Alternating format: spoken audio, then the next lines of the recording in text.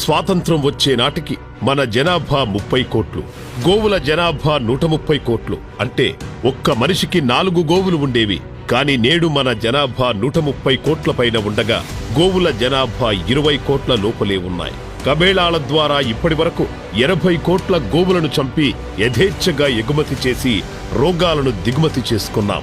మనకు ఊపిరి పోసేది గోవే అని చెబితే ఆక్సిజన్ ఇవ్వడానికి చెట్లున్నాయి కదా అని ఆవులను చంపేస్తారు.